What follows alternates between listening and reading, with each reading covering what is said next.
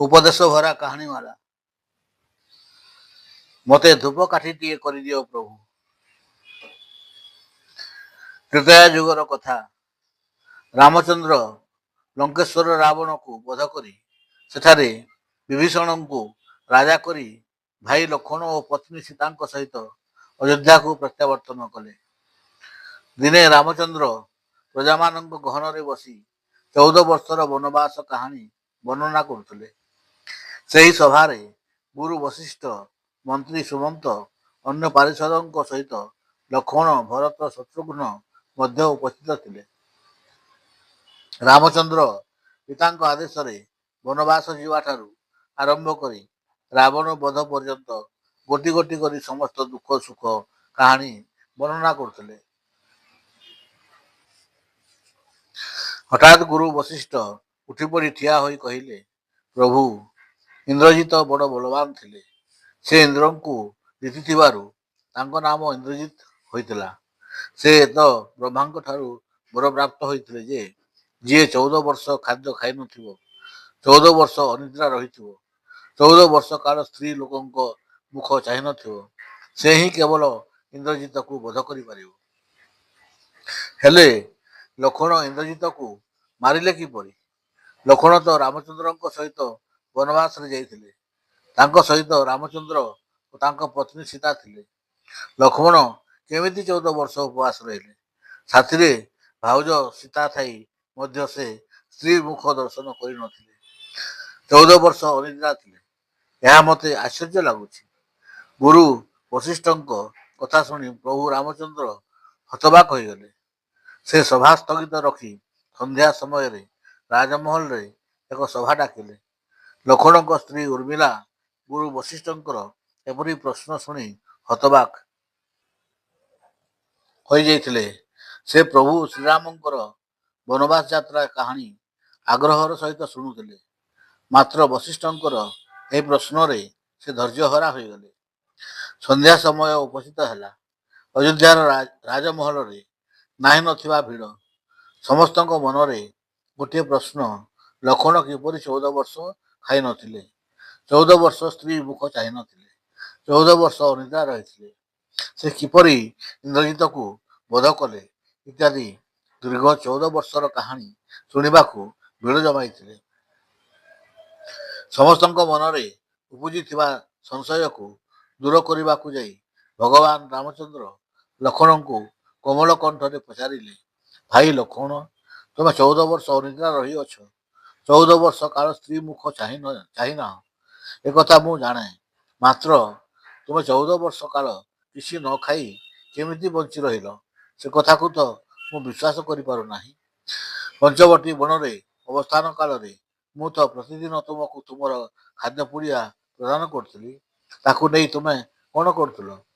ଲକ୍ଷ୍ମଣ ଦୁଇ ହାତ ଯୋଡ଼ି କହିଲେ, ପ୍ରଭୁ, ଆପଣଙ୍କ ପ୍ରଦତ୍ତ ଖାଦ୍ୟ ପୁଡ଼ିଆ ସବୁକୁ ପଞ୍ଚବଟୀରେ ଥିବା ଶମୀ ବୃକ୍ଷର କୋରଡ଼ରେ ରଖିଛି। ରାମଚନ୍ଦ୍ର ପୁଣି ପଚାରିଲେ, ମୋ ପ୍ରଦତ୍ତ ଖାଦ୍ୟ ପୁଡ଼ିଆ ତୁମେ ନ ଖାଇ ଶମୀ ବୃକ୍ଷର କୋରଡ଼ରେ ରଖିଲ କାହିଁକି? ଲକ୍ଷ୍ମଣ ପ୍ରଭୁ ରାମଚନ୍ଦ୍ରଙ୍କର କଥାରେ ବିଚଳିତ ହୋଇପଡ଼ି ତତ୍କ୍ଷଣାତ୍ କହି ପକାଇଲେ, ଆପଣ ସବୁବେଳେ ଖାଦ୍ୟ ପୁଡ଼ିଆ ନେ ବୋଲି କହୁଥିଲେ, ମାତ୍ର ଖା ବୋଲି କେବେ କହିନାହାନ୍ତି। ଏଣୁ ଆପଣଙ୍କ ପ୍ରଦତ୍ତ ଖାଦ୍ୟ ପୁଡ଼ିଆଗୁଡ଼ିକୁ ନ ଖାଇ ଶମୀ ବୃକ୍ଷର କୋଟରରେ ରଖିଦେଉଥିଲେ। ରାମଚନ୍ଦ୍ର ପଚାରିଲେ, ଏ କଥା କ'ଣ ସତ? ଲକ୍ଷ୍ମଣ କହିଲେ, ହଁ ପ୍ରଭୁ, ସତ୍ୟ। ରାମଚନ୍ଦ୍ର ବିଚଳିତ ହୋଇ ହନୁମାନଙ୍କୁ ଡକାଇ କହିଲେ, ହନୁମାନ, ତୁମେ ଏହିକ୍ଷଣି ପଞ୍ଚବଟୀ ବନକୁ ଯାଇ ଲକ୍ଷ୍ମଣ ସାଇତି ରଖିଥିବା ସମସ୍ତ ଖାଦ୍ୟ ପୁଡ଼ିଆ ଗୁଡ଼ିକ ଶମୀ ଗଛ କୋରଡ଼ରୁ ସେଠାକୁ ନେଇ ଆସ। ହନୁମାନ ମନେ ମନେ ଭାବିଲେ, ଲକ୍ଷ୍ମଣ ଖାଦ୍ୟ ଖାଇ ନଥିବା କଥା କ'ଣ ପ୍ରଭୁ ରାମଚନ୍ଦ୍ର ଜାଣିନାହାନ୍ତି? ଏହି ଘଟଣା ସମସ୍ତଙ୍କ ମନରୁ ସନ୍ଦେହ ଦୂର କରିବା ପାଇଁ ଥିଲା ଏକ ଛଳନା। ହନୁମାନ ମନେ ମନେ ଭାବିଲେ, ଯେତେବେଳେ ଲକ୍ଷ୍ମଣ ଇନ୍ଦ୍ରଜିତର ଶରରେ ଅଚେତ ହୋଇ ପଡ଼ିଥିଲେ, ସେତେବେଳେ ସେହି ଗୋଟିଏ ହାତର ଆଙ୍ଗୁଠିରେ ଗନ୍ଧମାର୍ଦ୍ଦନ ପର୍ବତ ଧାରଣ କରି ନେଇ ଆସିଥିଲେ। ଏବେ ପ୍ରଭୁ ସାମାନ୍ୟ ଖାଦ୍ୟ ପୁଡ଼ିଆ ଗୁଡ଼ିକୁ ଆଣିବାକୁ ପଠାଉଛନ୍ତି। ହନୁମାନ ମନେ ମନେ ଭାବିଲେ, ଏହା ତ 14 ବର୍ଷ ତଳର କଥା। 14 ବର୍ଷ ତଳେ ଲକ୍ଷ୍ମଣ ଶମୀଗଛ କୋରଡ଼ରେ ସାଇତି ରଖିଥିବା ଖାଦ୍ୟ ପୁଡ଼ିଆ ଏତେ ଦିନ ଧରି ଥିବ ନା ସେ ତାକୁ ଯାଇ ଆଣିବେ। ତଥାପି ପ୍ରଭୁ ଯେତେବେଳେ ଆଦେଶ ଦେଇଛନ୍ତି ନିଶ୍ଚୟ ଆଣିବାକୁ ହେବ।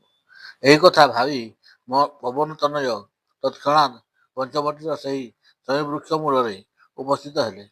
ଶମୀ ବୃକ୍ଷର କୋରଡ଼ଟିକୁ ଚାହିଁ ଦେଖିଲେ ସତକୁ ସତ କୋରଡ଼ ଭିତରେ ସବୁ ଖାଦ୍ୟ ପୁଡ଼ିଆ ଗଚ୍ଛିତ ହୋଇ ରହିଅଛି। ମହାବୀର ହନୁମାନ ଶତ ଚେଷ୍ଟା କରି ମଧ୍ୟ ସେସବୁ ଆଣିବାକୁ ସକ୍ଷମ ହେଲେ ନାହିଁ। ମନ ଦୁଃଖରେ ସେଠାରୁ ଫେରି ଆସି ପ୍ରଭୁଙ୍କ ନିକଟରେ ପହଞ୍ଚି କହିଲେ, ପ୍ରଭୁ, ଶମୀ ବୃକ୍ଷର କୋରଡ଼ରେ ସବୁତକ ଖାଦ୍ୟ ପୁଡ଼ିଆ ଯଥାପୂର୍ବ ତଥା ପରମ ଗଚ୍ଛିତ ହୋଇ ରହିଅଛି। ମୁଁ ଶତ ଚେଷ୍ଟା କରି ମଧ୍ୟ ସେ ସବୁକୁ ଆଣିବାକୁ ସକ୍ଷମ ହୋଇପାରିଲେ ନାହିଁ। ମୋତେ କ୍ଷମା କରିଦିଅନ୍ତୁ ପ୍ରଭୁ। ହନୁମାନ ପ୍ରଭୁ ରାମଚନ୍ଦ୍ରଙ୍କର ପ୍ରିୟ ଭକ୍ତ ଓ ସବୁଠାରୁ ଶକ୍ତିଶାଳୀ ହୋଇଥିବାରୁ ଲଙ୍କା ଦହନ କରିଥିଲା। ଏହି ଗର୍ବ ହନୁମାନଙ୍କ ମନରେ ଥିଲା। ପ୍ରଭୁ ରାମଚନ୍ଦ୍ର ସବୁ କଥା ଅବଗତ ହୋଇଥିଲେ। ହନୁମାନ ନିଜର ଆତ୍ମଗର୍ବ ପାଇଁ ନିଜେ ଶକ୍ତିହୀନ ହୋଇ ପଡ଼ିଲେ, ଯାହା ଫଳରେ ଖାଦ୍ୟ ପୁଡ଼ିଆ ଗୁଡ଼ିକ ଆଣିବାକୁ ସକ୍ଷମ ହୋଇପାରିଲେ ନାହିଁ।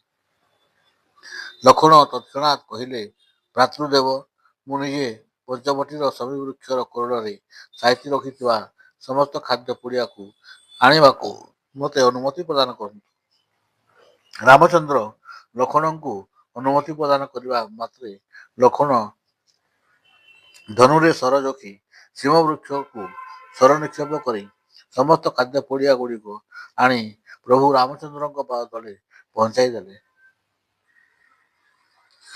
ରାମଚନ୍ଦ୍ର ଆଶ୍ଚର୍ଯ୍ୟଚକିତ ଚିତ୍ତରେ ହନୁମାନଙ୍କୁ ଚାହିଁ କହିଲେ, ହନୁମାନ, ତୁମେ ଜଣେ ବୀର ଯୋଦ୍ଧା ହୋଇ ମଧ୍ୟ ଖାଦ୍ୟ ପୁଡ଼ିଆ ଆଣିବାକୁ ଅକ୍ଷମ ହେଲ। ତୁମ କାମ ଲକ୍ଷ୍ମଣ ପୂରଣ କଲେ। ତେବେ ତୁମେ ଗଣନା କରି ଦେଖ ସବୁତକ ଖାଦ୍ୟ ପୁଡ଼ିଆ ଠିକ୍ ଅଛି କି ନାହିଁ। ହନୁମାନ ଗୋଟି ଗୋଟି କରି ସମସ୍ତ ଖାଦ୍ୟ ପୁଡ଼ିଆ ଗଣନା କରି ଦେଖିଲେ 14 ବର୍ଷର ସମସ୍ତ ଖାଦ୍ୟ ପୁଡ଼ିଆ ଗଚ୍ଛିତ ହୋଇ ରହିଅଛି। ମାତ୍ର 7 ଦିନର ଖାଦ୍ୟ ପୁଡ଼ିଆ ନାହିଁ। ରାମଚନ୍ଦ୍ର ଲକ୍ଷ୍ମଣଙ୍କୁ ଚାହିଁ ପ୍ରଶ୍ନ କଲେ, 7 ଦିନର ଖାଦ୍ୟ ପୁଡ଼ିଆ ନଥିବାର କାରଣ କ'ଣ?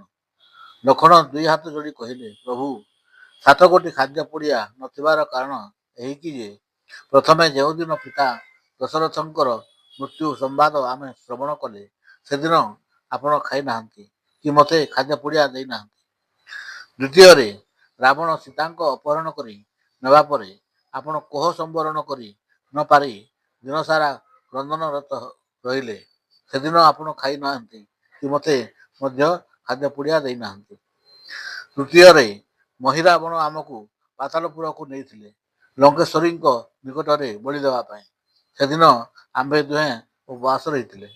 ଚତୁର୍ଥ ଦିନ ହେଲା ମୁଁ ଯେଉଁଦିନ ଇନ୍ଦ୍ରଜିତର ଶରାଘାତରେ ଚେତାଶୂନ୍ୟ ହୋଇ ପଡ଼ିଥିଲି, ସେହିଦିନ ମୁଁ ବଣରୁ ଫଳମୂଳ ସଂଗ୍ରହ କରି ଆଣି ନାହିଁ କି ଆପଣ ମୋତେ ଦେଇନାହାନ୍ତି। ସେଦିନର ପୁଡ଼ିଆ ଆସିବ କେଉଁଠୁ? ପଞ୍ଚମ ଦିନ ମୁଁ ଇନ୍ଦ୍ରଜିତକୁ ବଧ କରିବା ଦିନ ରାତ୍ରି ଅନ୍ଧାରୁ ଯାଇ ଇନ୍ଦ୍ରଜିତର ଯଜ୍ଞ ଭଗ୍ନ କରି ଦିନ ତମାମ ଯୁଦ୍ଧ କଲି। ସେଦିନ ଆପଣ ମୋତେ ଖାଦ୍ୟ ପୁଡ଼ିଆ ଦେଇନାହାନ୍ତି। ଷଷ୍ଠ ଦିନର ଖାଦ୍ୟ ପୁଡ଼ିଆ କଥା ଆପଣ ରାବଣକୁ ବଧ କଲେ। ରାବଣକୁ ବଧ କରିବା ପରେ ଆପଣ ମନେ କଲେ ଯେ ରାବଣ ରାକ୍ଷସ ନୁହେଁ, ସେ ବ୍ରାହ୍ମଣ, ସେ ବିଶ୍ରବା ଋଷିଙ୍କର ପୁତ୍ର। ଆପଣଙ୍କୁ ବ୍ରହ୍ମ ହତ୍ୟା ପାପ ଲାଗିଲା। ତେଣୁ ଆପଣ ସେଦିନ ଖାଇଲେ ନାହିଁ, ମୋତେ ମଧ୍ୟ ଦେଲେ ନାହିଁ। ସପ୍ତମରେ ଲଙ୍କାରେ ରାବଣକୁ ବଧ କରିବା ପରଦିନ ଆମ୍ଭର ବନବାସର 14 ବର୍ଷ ଶେଷ ହେବା ପରେ ଆମ୍ଭେ ଆନନ୍ଦରେ ଅଧୀର ହୋଇ ସେଦିନ କିଛି ନ ଖାଇ ଆମ୍ଭର ପ୍ରିୟ ଅଯୋଧ୍ୟାବାସୀଙ୍କୁ ଦେଖିବା ପାଇଁ ତୁରନ୍ତ ଅଯୋଧ୍ୟା ପ୍ରତ୍ୟାବର୍ତ୍ତନ କଲୁ। ଫଳରେ ସେଦିନ ଆପଣ ଖାଇନାହାନ୍ତି କି ମୋତେ ଖାଦ୍ୟ ପୁଡ଼ିଆ ଦେଇନାହାନ୍ତି। ସେଦିନର ଖାଦ୍ୟ ପୁଡ଼ିଆ ନାହିଁ। ଭଗବାନ ଶ୍ରୀରାମ ଲକ୍ଷ୍ମଣଙ୍କ ତ୍ୟାଗ ଓ ବୈରାଗ୍ୟରେ ମୁଗ୍ଧ ହୋଇଗଲେ। ସଭାରେ ଉପସ୍ଥିତ ହୋଇଥିବା ଗୁରୁ ଓ ପାରିଷଦଗଣ ଲକ୍ଷ୍ମଣଙ୍କର ପ୍ରଶଂସା ଗାନ କରିବାକୁ ଲାଗିଲେ। ସ୍ୱାମୀଙ୍କର ପ୍ରଶଂସା ଶୁଣି ସ୍ତ୍ରୀ ଉର୍ମିଳା ମଧ୍ୟ ଆନନ୍ଦରେ ବିହ୍ୱଳିତା ହୋଇଯାଇଥିଲା। ତାପରେ ପ୍ରଭୁ ରାମଚନ୍ଦ୍ର କହିଲେ, ସମସ୍ତଙ୍କ ଠାରୁ ଅଧିକ ତ୍ୟାଗ ହେଉଛି ଉର୍ମିଳାଙ୍କର, କାରଣ ସେ ସ୍ୱାମୀ ବିନା 14 ବର୍ଷ କାଳ ଜୀବନ ଅତିବାହିତ କରିଥିଲେ। 14 ବର୍ଷ କାଳ ବନବାସ କାଳରେ ସୀତା ମୋ ସହିତ ଥିଲେ, କିନ୍ତୁ ଉର୍ମିଲା 14 ବର୍ଷ କାଳ ଲକ୍ଷ୍ମଣଙ୍କୁ ଅପେକ୍ଷା କରି ରହିଥିଲେ। ଉର୍ମିଲା ଯଦି ଲକ୍ଷ୍ମଣଙ୍କ ସହିତ ବଣକୁ ଯାଇଥାନ୍ତେ କିମ୍ବା ଲକ୍ଷ୍ମଣଙ୍କୁ ବଣକୁ ଯିବାକୁ ବାରଣ କରିଥାନ୍ତେ, ତାହେଲେ ଇନ୍ଦ୍ରଜିତ ମରିନଥାନ୍ତା କି ରାବଣ ମଧ୍ୟ ମରିନଥାନ୍ତା। ଏଣୁ ସମସ୍ତଙ୍କର ତଥା ସବୁ ପ୍ରଶଂସାର ପାତ୍ର ହେଉଛନ୍ତି ଉର୍ମିଲା। ରାମଚନ୍ଦ୍ର କହିଲେ, ଅଯୋଧ୍ୟାରେ 3ଟି ସିଂହାସନ ଅଛି। ଗୋଟିଏ ମୋ ପାଇଁ, ଗୋଟିଏ ସୀତା ପାଇଁ ଓ ଅନ୍ୟଟି ଲକ୍ଷ୍ମଣ ପାଇଁ। ମୁଁ ଆଦେଶ ଦେଉଛି, ଆଜିଠାରୁ ଆଉ ଗୋଟିଏ ସିଂହାସନ ରହିବ, ଯେଉଁଥିରେ କି ଉର୍ମିଲା ଉପଦିଷ୍ଟା ହେବେ। କାରଣ ତାଙ୍କର ତ୍ୟାଗ ସବୁଠାରୁ ଅଧିକ। ସେ ମଧ୍ୟ ସେହି ଚତୁର୍ଥ ସିଂହାସନରେ ବସି ଆମ ସହ ପୂଜା ପାଇବେ। ତତ୍କ୍ଷଣାତ୍ ଉର୍ମିଲା ଆସନରୁ ଉଠି ଦଣ୍ଡାୟମାନ ହୋଇ ହାତ ଯୋଡ଼ି ରାମଚନ୍ଦ୍ରଙ୍କୁ କହିଲେ, ପ୍ରଭୁ, ମୁଁ ସିଂହାସନ ଚାହେଁନା। ମୁଁ ସେମିତି କିଛି କରିନି। କେବଳ ମୁଁ ଆପଣଙ୍କ ସେବା କରିବା ପାଇଁ ମୋ ସ୍ୱାମୀଙ୍କୁ ସୁଯୋଗ ମାତ୍ର ଦେଇଛି। ମୁଁ ନିମିତ୍ତ ମାତ୍ର। ରାମଚନ୍ଦ୍ର ସନ୍ତୁଷ୍ଟ ହୋଇ ଉର୍ମିଲାଙ୍କୁ କହିଲେ, ତୁମର ଯାହା ଇଚ୍ଛା ବର ମାଗ। ଉର୍ମିଲା ଯୋଡ଼ ହସ୍ତରେ କହିଲେ, ପ୍ରଭୁ, ଯଦି ଆପଣ ବର ଦେବେ, ତେବେ ଏହି ବର ଦିଅନ୍ତୁ, ମୋ ପାଇଁ କୌଣସି ମନ୍ଦିରରେ ପୂଜା ହେବ ନାହିଁ, କେଉଁ ସିଂହାସନରେ ମୋର ଆସନ ରହିବ ନାହିଁ। ମୋର ଇଚ୍ଛା, ଆପଣ ମୋତେ ଧୂପକାଠିଟିଏ କରିଦିଅନ୍ତୁ, ଯାହାଫଳରେ ମୁଁ ନିଜେ ଜଳି ଆପଣଙ୍କୁ ବାସ୍ନା ବିତରଣ କରୁଥିବି, ଯାହାଦ୍ୱାରା ମୁଁ ଆପଣଙ୍କର ଲାଗି ହୋଇପାରିବି। ଏତିକି ହିଁ ମୋର ମାଗୁଣି। ପ୍ରଭୁ ରାମଚନ୍ଦ୍ର ଉର୍ମିଲାଙ୍କର ନିଃସ୍ୱାର୍ଥପର ତ୍ୟାଗରେ ମୁଗ୍ଧ ହୋଇ ତଥାସ୍ତୁ କହିଦେଲେ। ସେହିଦିନ ଠାରୁ ଉର୍ମିଲା ଧୂପକାଠିଟିଏ ହୋଇ ସବୁ ଠାକୁରଙ୍କ ପୂଜାରେ ଲାଗିଲେ।